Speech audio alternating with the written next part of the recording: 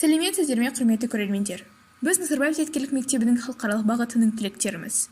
Біздің бүгінгі алған жобалық тақырыбымыз Қазақстандағы Евразия жылдық саясаты. 1991 жылы 16 желтоқсанда СССР саясатының жүргізілуі аяқталған соң 98,7% дауыспен Нұрсұлтан Әбішұлы Назарбаев Қазақстан президенті сайланып, Қазақстан өз тәуелсіздігін алды.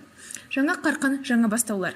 Мемлекет даму қарсаңында экономикалық жылжу мақсатымен Еуразиялық экономикалық одақ құру идеясы 1994 жылы 29 наурызда Мәскеу мемлекетінің университетінде дәріс оқыған Қазақстан Республикасының тұңғыш президенті елбасы Нұрсұлтан Назарбаевқа тиесілі. Неліктен біз бұл жобаға қызықтық? Әлем бір орында тұрған жоқ. Әрбір күн жаңа ашулар мен инновациялар қарқындану жүйесі бірікті жалғасып жатыр. Қазіргі таңда әлем бойынша экономикалық система озық мемлекеттерге ақш, Қытай, Япония секілді мемлекеттер жатады, және Қазақстан әлем бойынша 45-ші орында тұр. Қарап отырсақ, біздің осы жобаға қызыққан басты себебіміз Қазақстанның экономикалық тұрақтылығының қарқындауына үлес қосу. Енді Еуразияшылдық ұғымның өзіне тоқталсақ, Еуразиялық экономикалық одақ халықаралық құқықтық субъектісі бар және Еуразиялық экономикалық одақ туралы шартпен құрылған аймақтық экономикалық интеграциясының халықаралық ұйымы. ЕАЭО-ның жан-жақты жаңғырту, кооперациялау және ұлттық экономикалық бәсекеге қабілеттілігін арттыру және мүше мемлекеттер халқының өмір сүру деңгейін арттыру мақсатында тұрақты даму үшін жағдай жасау мақсатында құрылған. Берілген ұйымдар Қазақстан, Ресей, Армения, Қырғызстан, Белоруссия секілді мемлекеттер кіреді. Евразия жылдық саясатында мемлекетаралық қарым-қатынаста 97 әртүрлі тауарлық топтар бойынша алмасу жүргізіледі. Енді біздің интервьюімізге келер болсақ, кеден департаментінің бас қызметкері Жазира Ереспекқызының жауабы бойынша, әлемдік нарықтағы қолайсыз жағдай және басқа да сыртқы жағдайлар интеграциялық бірлестіктің әлеуетін толық ашуға мүмкіндік бермейді. Бұл ретте Еуразиялық одағының болашағы зор. Қазақстандық бизнеске мемлекетаралық ынтымақтастық орнатуға, экспортты арттыруға үлкен мүмкіндіктер ашылуда. Алайда маңызды мәселе бұл мүмкіндікті пайдалана білу.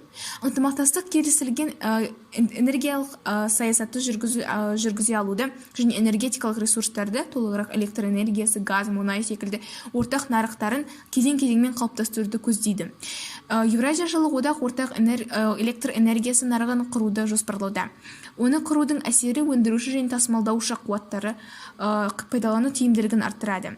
Бұл нарықтың жұмыс істеуі электр станцияларының жүктемесін арттырып, мемлекетаралық электр жеткізу желілерінің өткізу қабілетін арттыруға мүмкіндік береді. Нәтижесінде электр энергиясын өндіру құнының төмендеуі және де Еуразиялық одаққа мүше мемлекеттерінің ЖЭО-ның энергия сыйымдылығын төмендеуі қамтамасыз етіледі.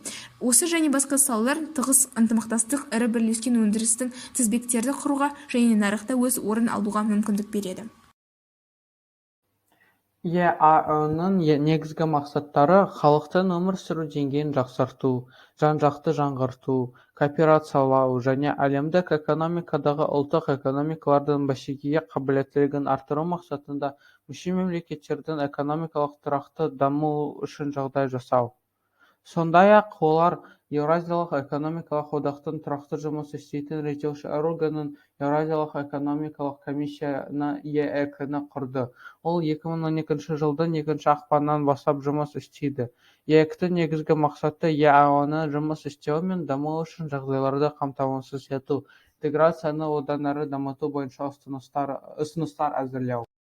Алдында айтып өткендей, біз Назарбаев зияткерлік мектебінің түлектеріміз, және бізге осы тақырыпты зерттеу сондай-ақ алда экономика пәні бойынша жақсы ақпарат ретінде дайындық бола алады. Осымен біз Еуразия жылдық саясатының басты миссиялары мен мүмкіндіктері, пайдасы жайлы айтып, Қазақстан экономикасының өрлеуіне ары қарай үлес қоса аламыз деп ойлаймыз. Назарларыңызға рахмет.